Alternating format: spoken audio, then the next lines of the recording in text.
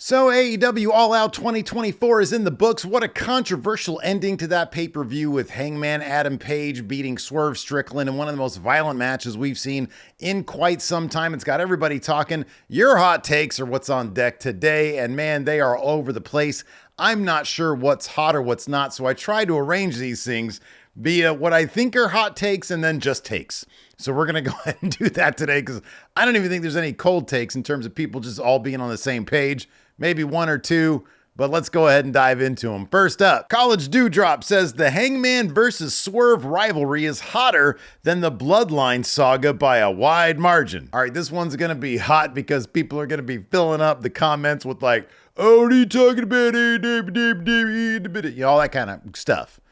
I will say this right now, based off of the conversation, based off of what I saw personally, as of last night, as of that match, yes, Hangman versus Swerve is hotter than the Bloodline currently. And that's just based off of what I perceive as fan reaction. I guess this is probably an opinion thing and it's a subjective thing. But man, oh man, that match last night was really something else. We've got our star ratings over at the Friendo Club Wrestling channel. I broke my star rating for this match because of just how big the story was. And you guys know I love character and story stuff, and I think it's been phenomenal. I'm not going to quite say that it's hotter than the Bloodline stuff from like a year ago because man, oh man, that was really hot stuff. But, you know, at this point, it's like comparing The Godfather and Citizen Kane. Two, in my opinion, two of the all-time stories in pro wrestling, certainly in modern pro wrestling. Just look at the character arc of Hangman Adam Page. I think it was phenomenal. I think the match was phenomenal. I think it was shocking, and I think that's what we need in pro wrestling is more shocking moments like that, but organically shocking moments, shit that just sort of makes sense with the story being told. But right now, the Bloodline is cold as hell. I think LA Knight is hotter than the Bloodline stuff right now. You saw the reactions.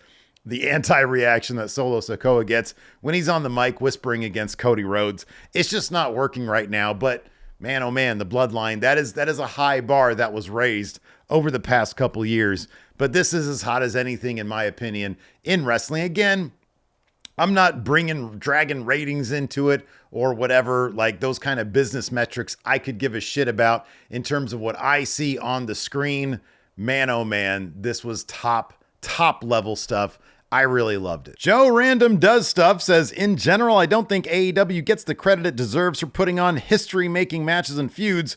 Swerve versus Hangman is better than Rock versus Austin, in my opinion, and they need to bring back the Real World Championship. Well, in my opinion, you're never going to go wrong with bringing back the Real World Championship, but if I'm not mistaken, right now, I think Jey Uso, so Drew beat Punk, and then Punk beat Drew.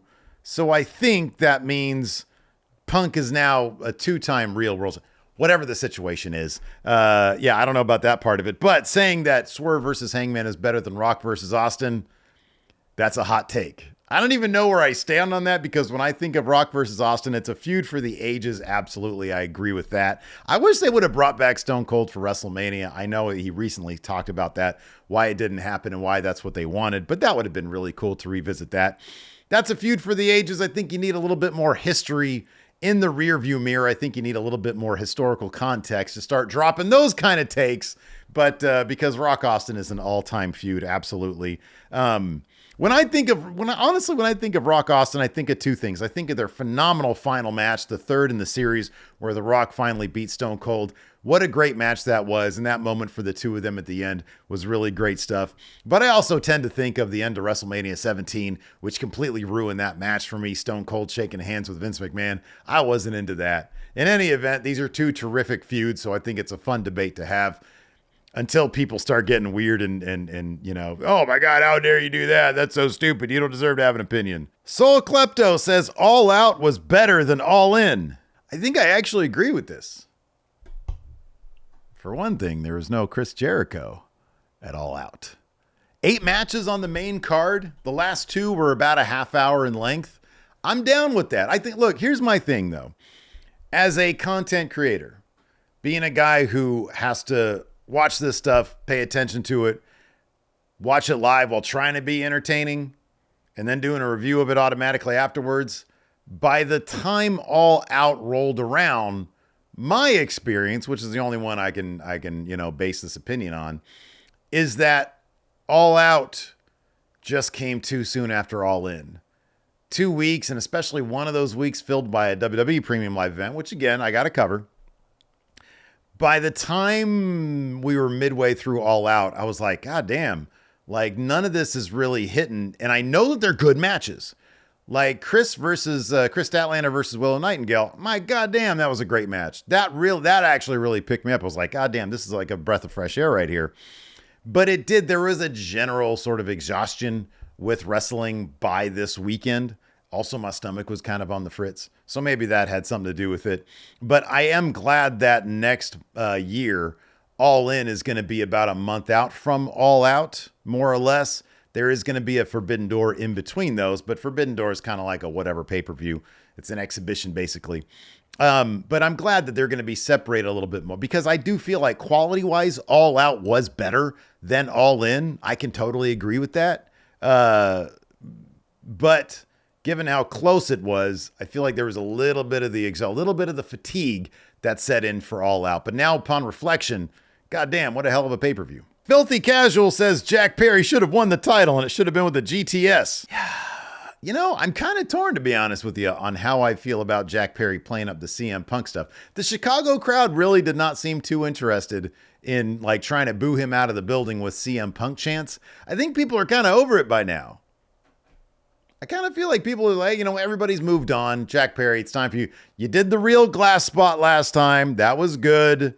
I wasn't a huge fan of how this match finished with Jack Perry basically doing a Jax Teller from Sons of Anarchy in the finale. Spoiler alert.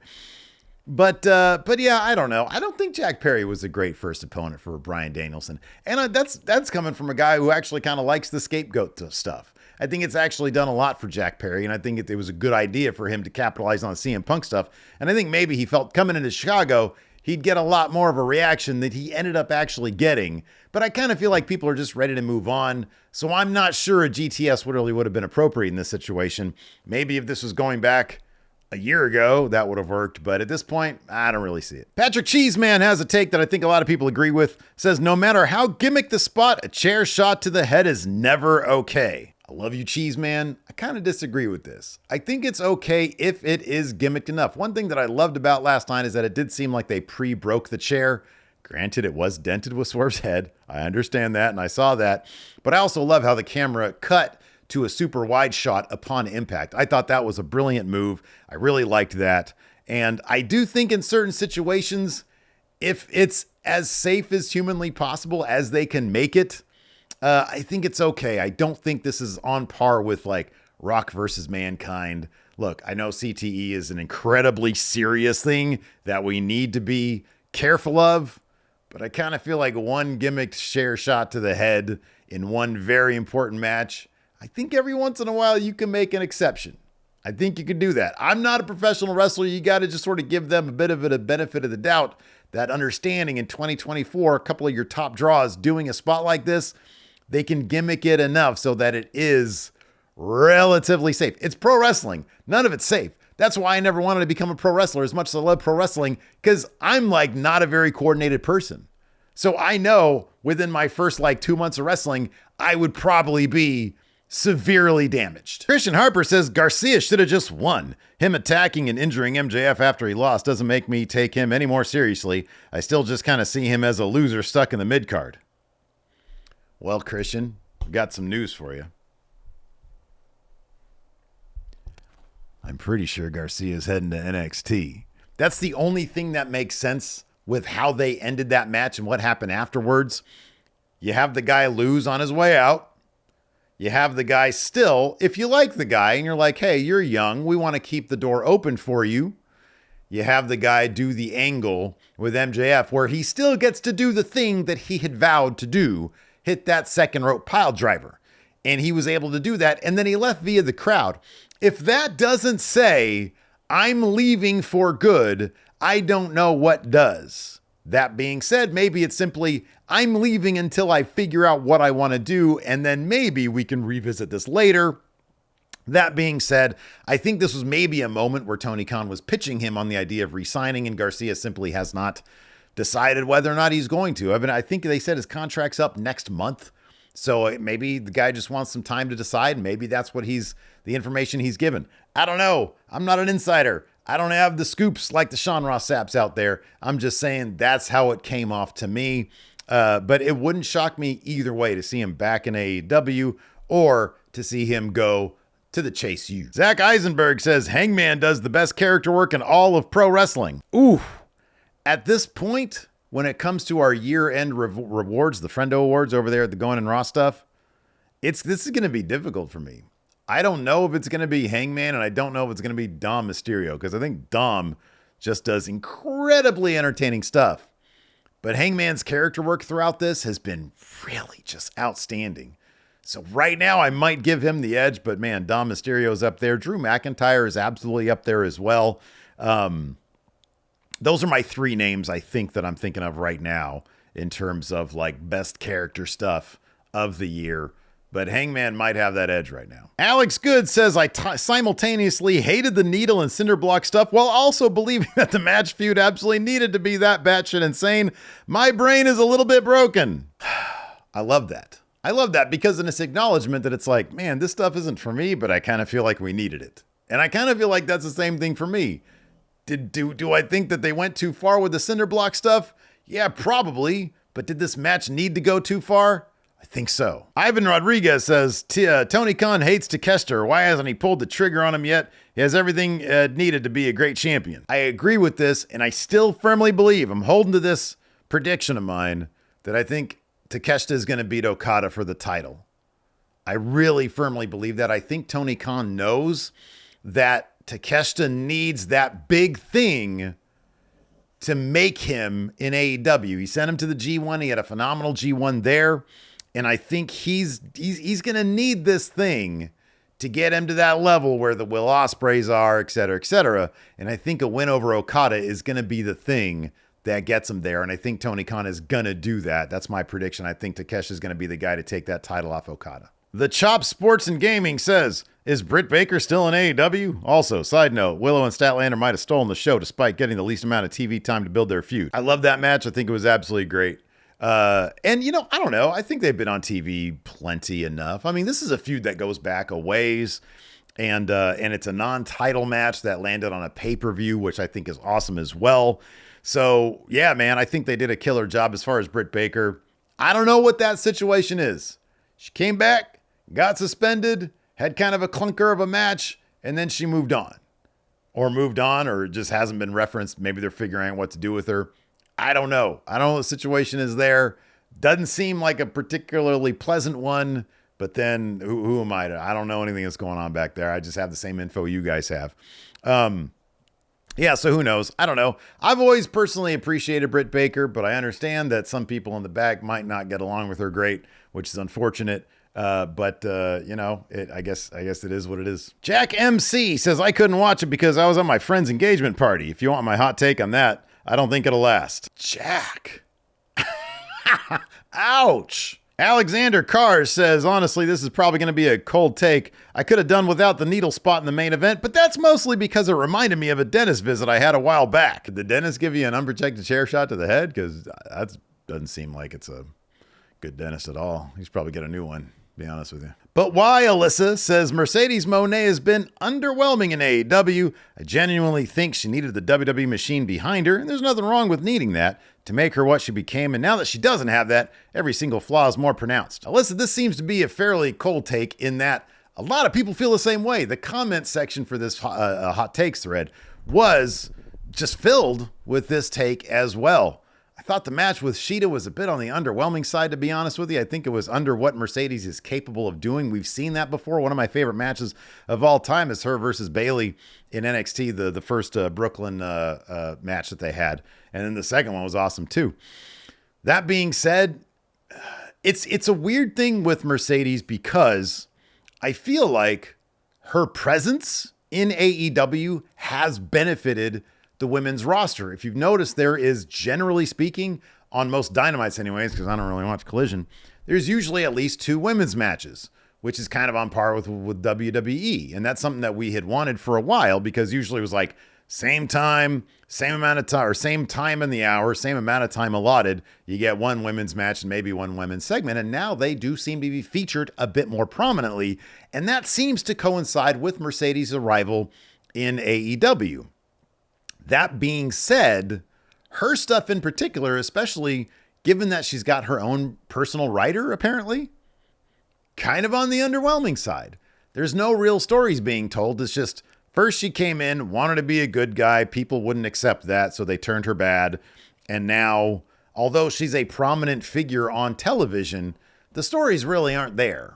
I thought this match was going to be a bit better than it was, but it sort of just ended with a whimper.